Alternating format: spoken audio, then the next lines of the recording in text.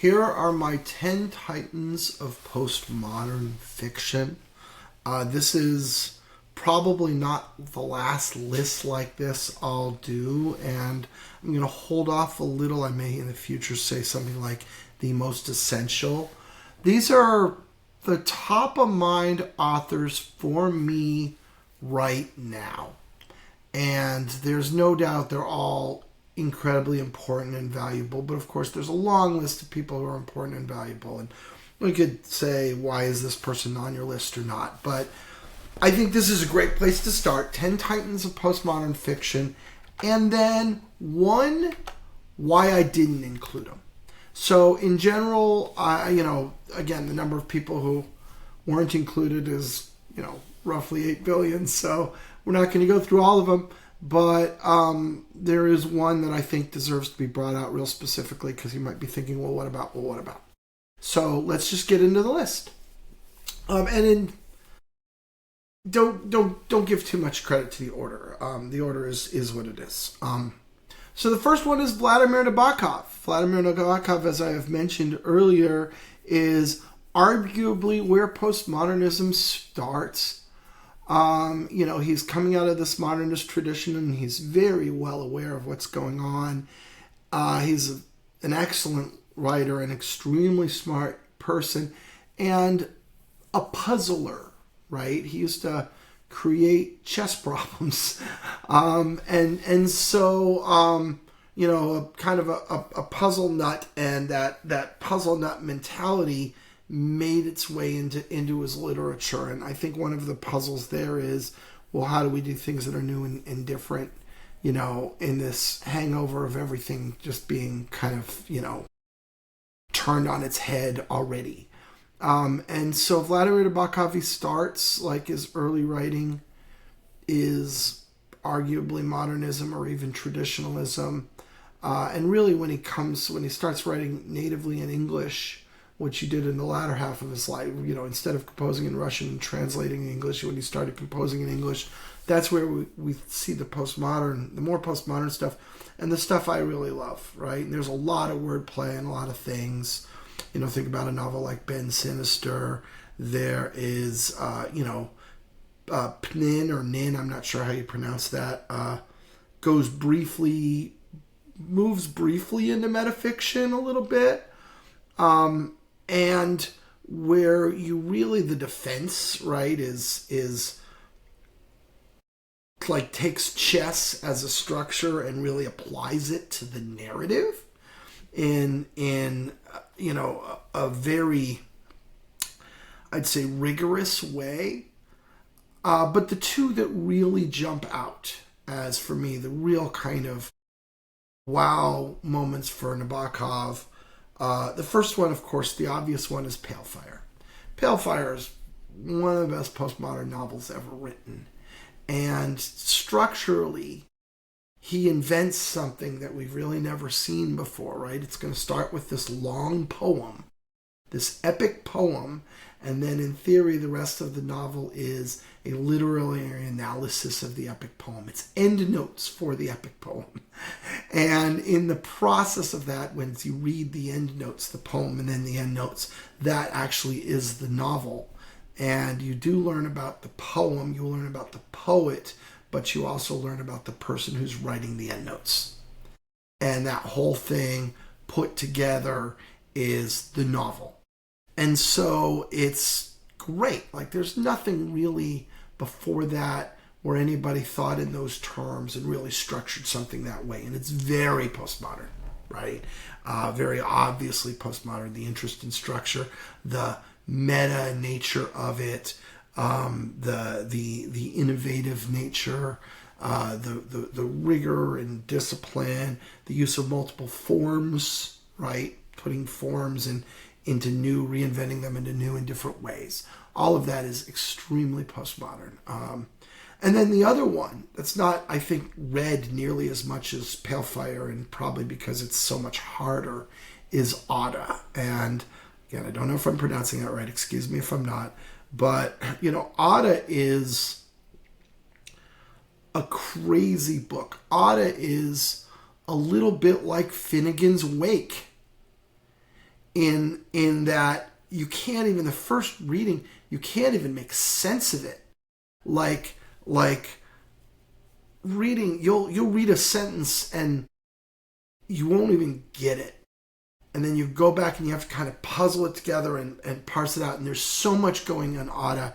Not only is he using this kind of insane modified language that you have to pick your way through to make sense of, but he's doing this in this insane modified world, right? It's a world where Russia colonized the western half of North America. And we've got these people living on what is, we think of the west coast of the United States, who are culturally and linguistically Russian. So it's an alternate reality book. Like before we had alternate reality science fiction, before The Man in the High Castle, we've got Vladimir Nabokov doing that in Otta. And there's so much going on in that book. And it's big and it's long and it's just chock full of ideas. So if you look at the power of those two books and then his very prolific career with all of these other things and these very postmodern aspects to his writing beyond just those two books, Vladimir Nabokov is a titan of postmodern fiction. He's also a titan just because of the effect he had on so many people who came after him. He was there early and really is mandatory reading, required reading, at least Pale Fire, and just everybody after him who's being a postmodernist is aware of Pale Fire. And it is part of how they're making their decisions and how they're doing things. Definitely a titan of postmodern fiction. The next two really are very attached in my mind, so I wanted to discuss them together. It's John Barth and then it's Robert Coover. And the reason they're attached in my mind, they had such similar careers. They were born within a few years of each other. They died within a couple years of each other. They both, had similar careers. They were, long-term teachers in Ivy League universities, and they churned out a whole bunch of students, and at the same time, and around the same time period, they were being pioneers in the 60s, 70s, 80s in the world of postmodern fiction, and then they kind of migrated into kind of this status of grand old men while they still continued to produce work. So, they're just so similar. Let's talk about John Barth first. So John Barth is a postmodernist through and through. All of his work, all the way back to the first one, right? The Floating Opera. The Floating Opera is interested in structure. There's a chapter where you have 3 columns running simultaneously and you got to figure out how to read them and what am I going to do? Read one, then read the next one? Am I going to skip back and forth? He doesn't help you. He doesn't tell you. You just got to kind of figure it out. I think it's 2 columns. You just got to figure it out, right? It's, very kind of existentialist in its philosophy. It's a frame, right? It starts, the name, The Floating Opera is the name of the book, but it's also a thing in the book. And then his first chapter in The Floating Opera is about tuning my piano, and it's like a little frame story before he gets into the rest. Right from the beginning, right from the get-go in the 1950s. He's being very postmodernist, and he keeps going with that, and he winds up being a pioneer in really breaking out new kind of forms and structures and writing things that we hadn't really seen before. He is one of the godfathers of modern metafiction, right? If I can coin a term, I'll say high metafiction. He's a high metafictionist of the greatest magnitude. And huge, prolific life and career, not only lots of fiction that he contributed, but lots of writing about it and about literature. And that's also very seminal and valuable and influences a lot of other people. So a producer of work and also a thought leader in a major way that had a huge shape on American postmodern literature and really American literature in the latter half of the century, right? And through today, very, very influenced by John Barth. Extremely important. Robert Coover, I could say almost all the same stuff. Again, very pioneering in terms of structure, trying things that, hadn't been done, always trying to shape a book in a new way. Can we make a book or a story do something different? Are there techniques that I haven't really seen before that I can use? Or can I take existing techniques and use them in a different way? Extremely innovative. Wrote some great works. Pushed the boundaries on important things. Also a metafictionist, but of a very different stripe of John Barth, where John Barth is kind of considered and rigorous and what do we want to say? Kind of sort of staid and conservative about it. Robert Coover is crazy and rollicking and over the top, right? But also the whole always being very smart. And very important, Robert Coover was important in incorporating technology, right? Hypertext in particular. Before we had the World Wide Web, Robert Coover was working on hypertext fictions, where you would literally have to use a computer to read them, and you'd click around. Like today, and this doesn't seem like a big deal for us now because we do this sort of thing all the time. But, when in the early 90s, when Coover was working on hypertext fictions, this was a new idea. And, there he is, pushing the boundary on it.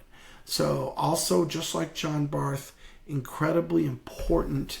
Both of these, in a way, arguably are writers. Like, I think postmodern writers who are serious are very steeped in these two authors' works, even if the authors themselves are maybe not quite as well known as some of the other people on this list. They're still very well known, very successful, sold lots of books, published lots of books. But, John Barth and Robert Coover for sure. Next on my list, Thomas Pynchon. You can't have this list without having Thomas Pynchon. And in particular, for me, I'm including Thomas Pynchon on the strength of two works that are pretty early in his career, which is The Crying of Lot 49 and Gravity's Rainbow. And The Crying of Lot 49 is a marvelous, thin, slim, tight, but marvelous novel of conspiracy and of the idea of there being another reality under the reality we see. And the more that you dig into that, the more kind of hairy and complex and multi-layered that reality turns out to be. Very postmodern in its considerations, even though it's written very traditionally. What do I want to say? The ontological implications of that book are definitely very postmodern and definitely valuable. And then, of course, there's Gravity's Rainbow. And Gravity's Rainbow is just a mind-blower. Gravity's Rainbow is crazy. Gravity's Rainbow is so diverse and fractal and multi-branching. It is a labyrinth. And we'll have an episode in the future where we talk about labyrinths. Gravity's Rainbow absolutely is a labyrinth. You start the novel and you think it's about Slothrop, and then there are these asides where he goes on these asides and he comes back. And then in one of the asides, he just never comes back. And the person that we think is our main character, it's not wrapped up or anything. He just kind of vanishes. As Pynchon keeps going down these paths upon paths upon paths. And again, the whole thing's kind of a fractal and it's infinite, right? And it's a garden of forking paths and it's things that touch each other and you can't follow all the threads, and he follows some of the threads and some of the threads just get lost.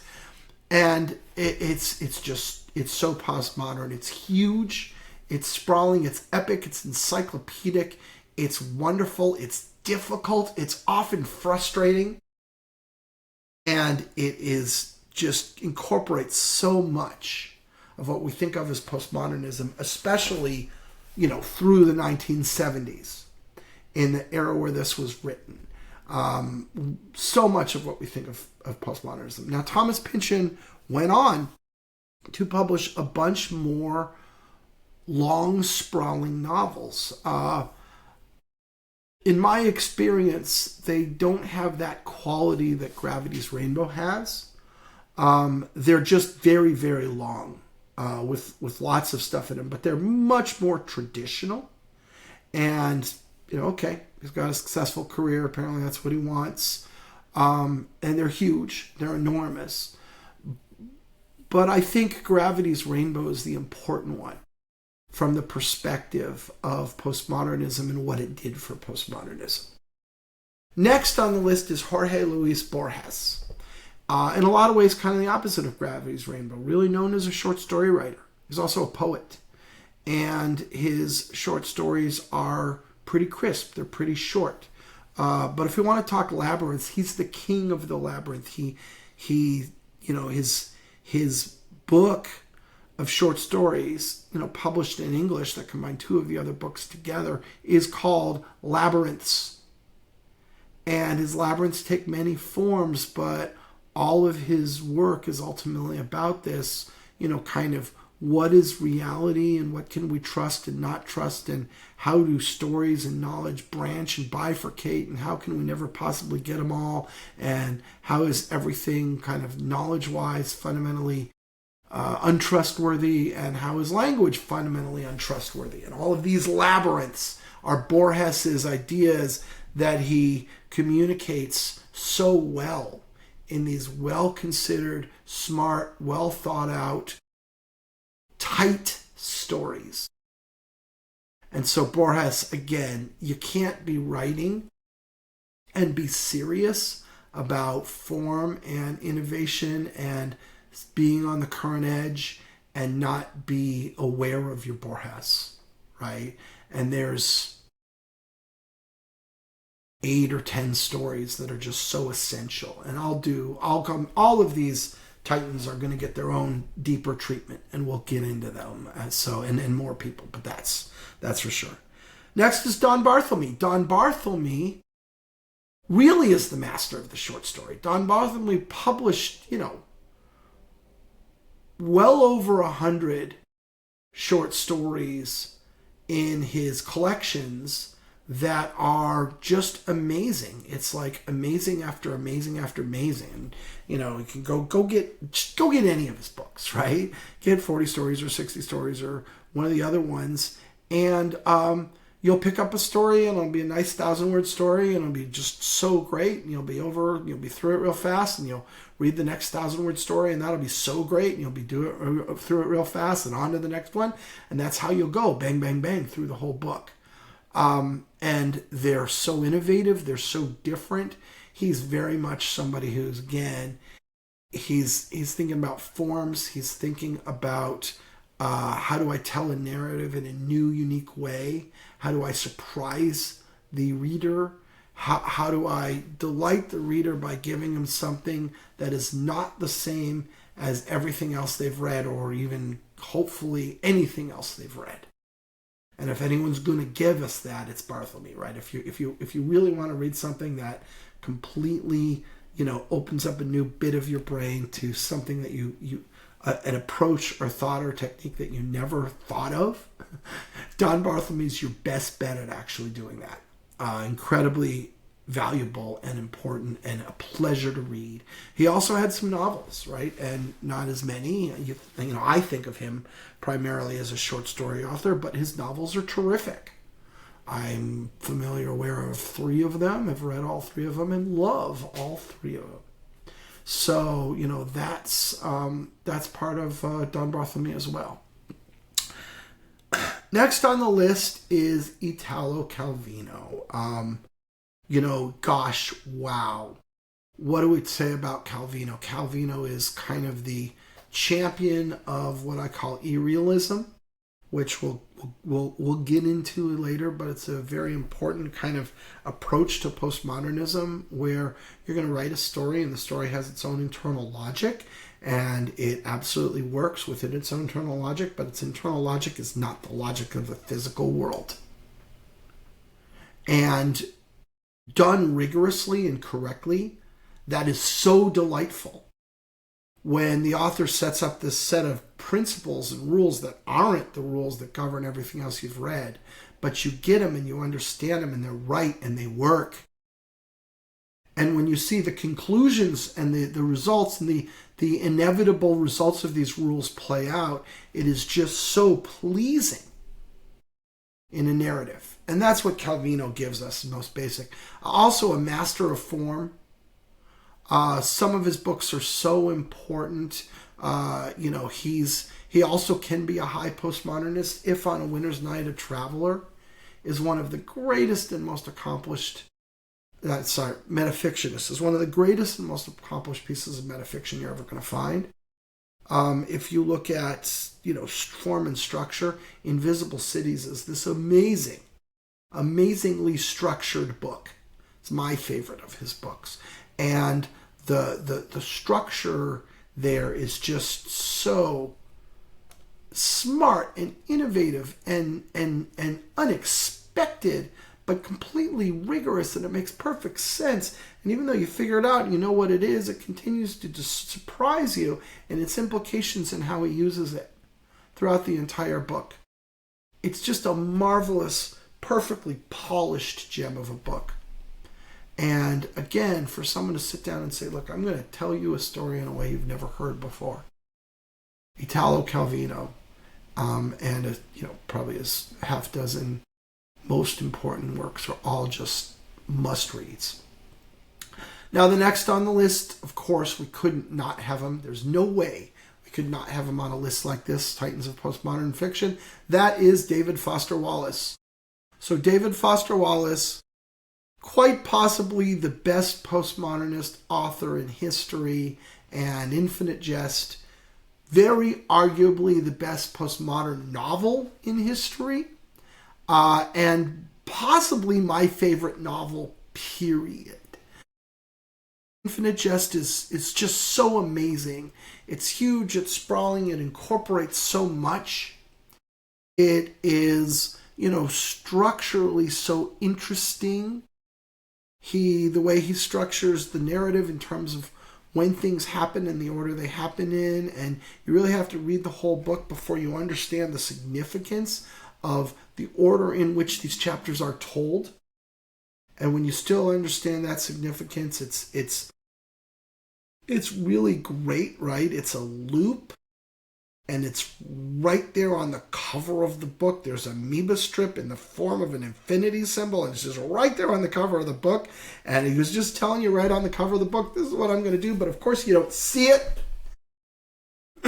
And you run through the whole thing to get to the end. It's an amazing book. I read it with two bookmarks, one for the footnotes and one for the main story, because the footnotes themselves are more than 100 pages long, and there's footnotes that go on for pages and pages, go on for thousands of words, right? And you got to sit and read those footnotes, and they're whole big parts of the book, and you can't not read the footnotes. The book will not make sense if you aren't reading the footnotes, and it will not make sense if you're not reading the footnotes concurrent with what you're reading in the main book. And again, this is David Foster Wallace saying, I'm going to give you a new thing that's different from what you said before. And it's wild, and it's inventive, and the whole business with the Great Concavity, and the whole business with the wheelchair assassins, it's just so amazing. And at the same time, one of the things about David Foster Wallace, so he's structural, and he's smart, and he thinks about how to tell a story, and what am I going to do? But the humanity of his characters is absolutely undeniable. And when you look at Infinite Jest, yes, it's about how can I tell a story in a different way than I've ever told a story before. But it's also about addiction and desperation and tennis and young people trying to grow up and figure out what they're going to be as adults. And all of that stuff that's in there is so real. These feel like real people. You believe when you finish that book, you feel like you know people, like you have new friends and associates that you didn't have before. Amazing writer. And then his work prior to that, amazing.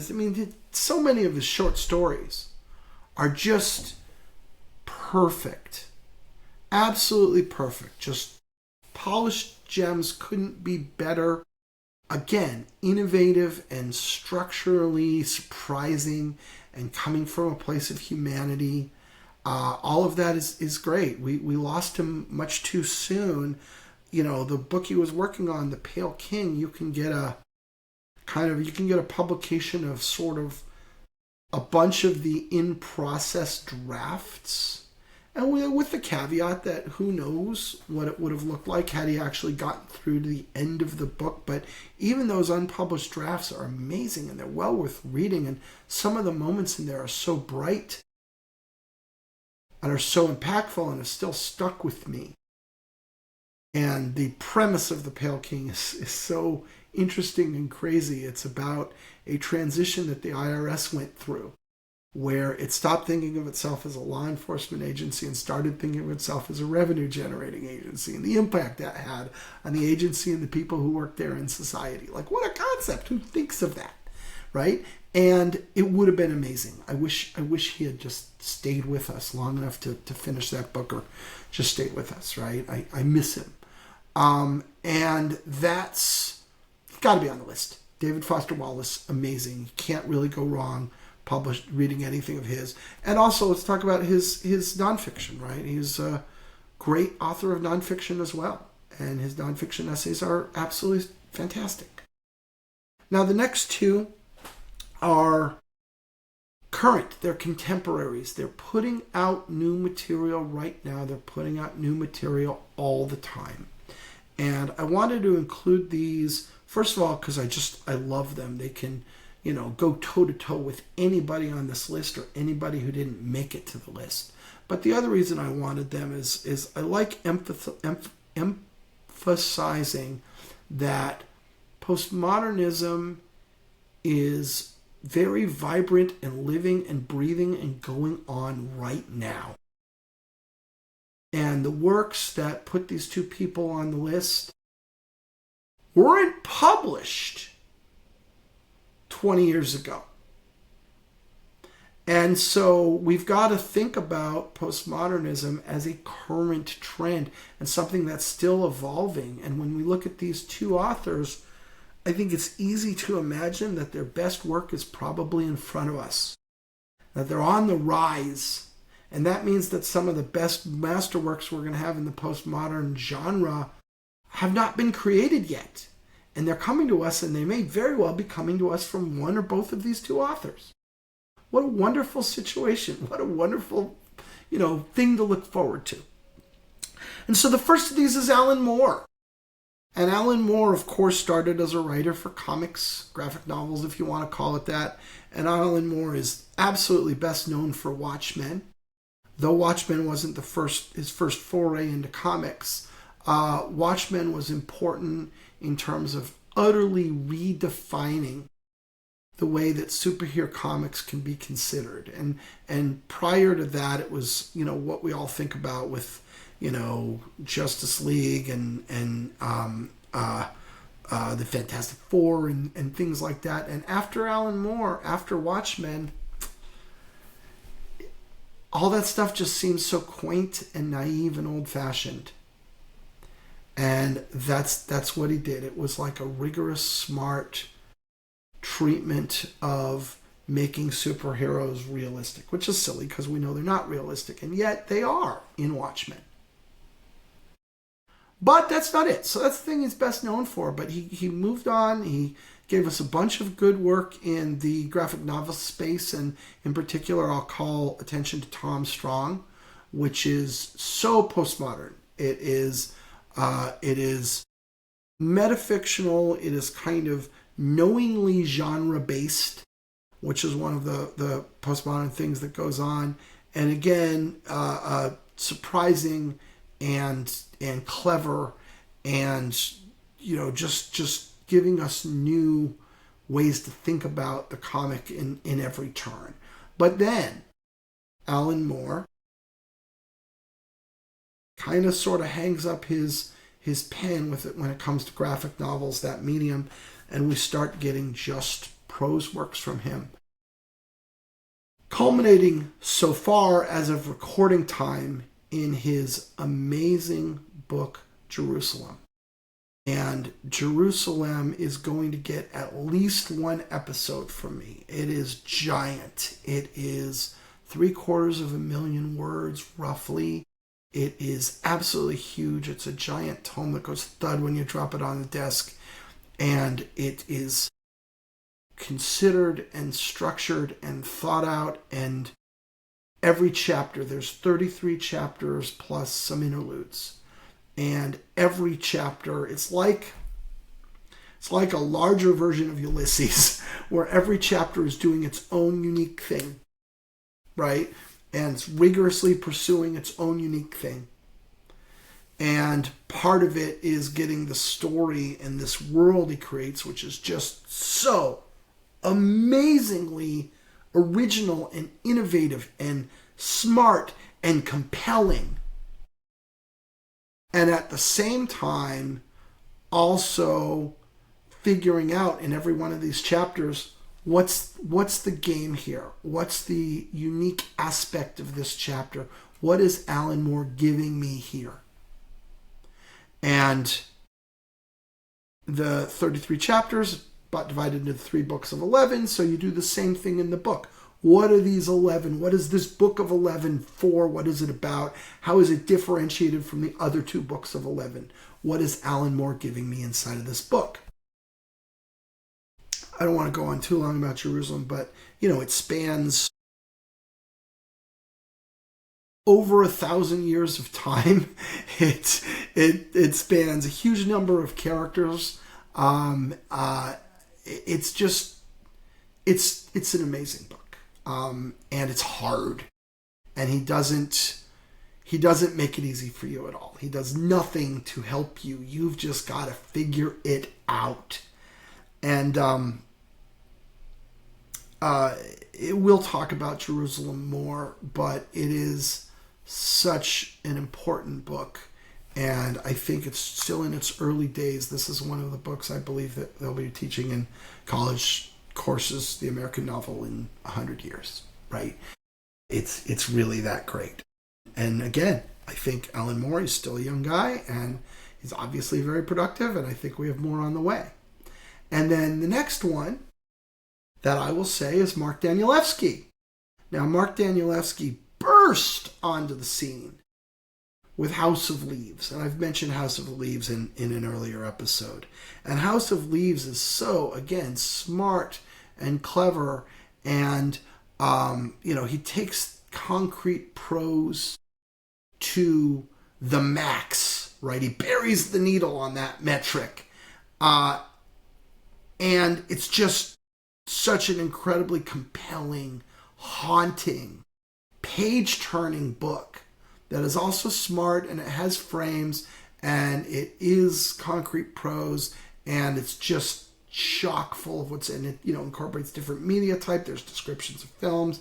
There's a comic book in there. There's, right? It's just so postmodern in all of these ways. And, that's most of the world's introduction to Mark Danielewski. And wow, what an introduction. And then he follows on with a series of extremely smart, if perhaps a little impenetrable, and maybe not fully opaque, but quite translucent works.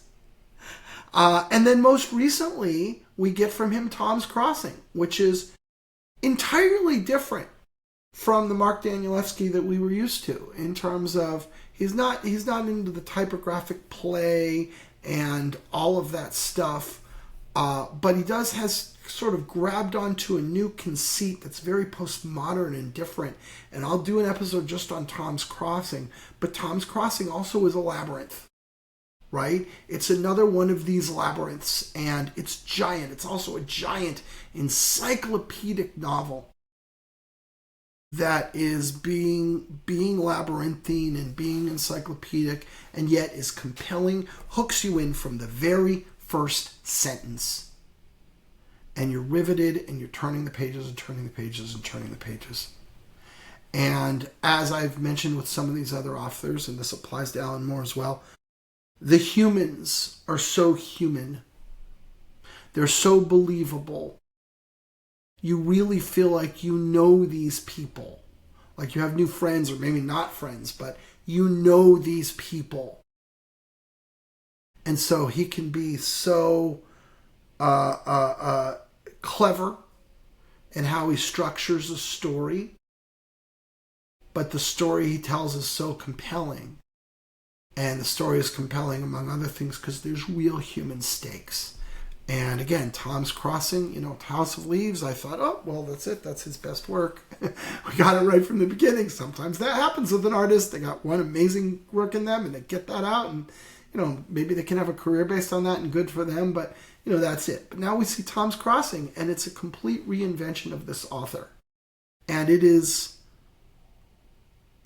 certainly it contends with House of Leaves for being the best thing that he has created. And so this makes me so hopeful about what else we'll get from this man over the course of his life, and that we will have more and better, and that we'll look at new books in the future and say, oh, well, this is clearly a masterwork that's superior to either of those. So, we can hope, fingers are crossed, but either way, Mark Danielewski, what a treasure for the genre. So we'll do those for our 10, and I could make long lists of other contenders, and we could argue about whether or not they should be on that list, and I'm happy to have that argument, and feel free to put people in the comments who I didn't consider, and you can tell me why, and I'd love to engage with you and talk about that. We'll probably be talking about many more authors than just those 10. We'll absolutely be talking about those 10, and we'll be deep diving on them. Now, the one I didn't include, and why. So the one I didn't include is Samuel Beckett. So Samuel Beckett's importance to postmodernism is undeniable and irrefutable, and his titanic stature is irrefutable. I'm going to contend, in my mind, I put Beckett in the modernists. Now, I think he is probably the most postmodern of the modernists, and I think he laid out the red carpet for postmodernism and said, here, guys, this is the way. Walk through this door to postmodernism. Here's the door to postmodernism, right? And he did this with his kind of wholesale destruction of significance in writing, right? Especially by the end of his life, when he was doing these terse little dramas that were just trying to just destroy the ability to sit there and perform a drama and watch a drama. That these dramas that were really the subject matter in a way was, look, we can't talk to each other. So he had to dedicate his career to obliterating the ability to talk to each other. And in that sense, that is a very modernist sensibility.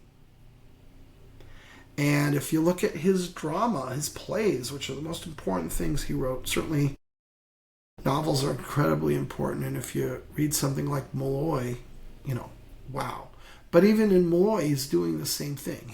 He's kind of destroying the ability to have a sensible human narrative. He's showing the absurdity of it and the pointlessness of it. And you imagine Beckett just kind of grinding the life out of narrative rigorously over the course of his career, just grinding it down until a traditional naive narrative just can't be. That itself is kind of the modernist glass breaking taken to the extreme.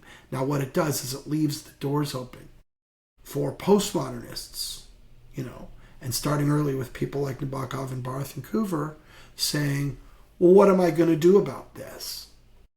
Right? And moving into their postmodern tropes and techniques and all of these things that kind of define postmodernism. But that's why I'm leaving Beckett off. I think at the end of the day, we're much better served classifying Beckett as a modernist in terms of these trends and what they are and what they're ultimately accomplishing.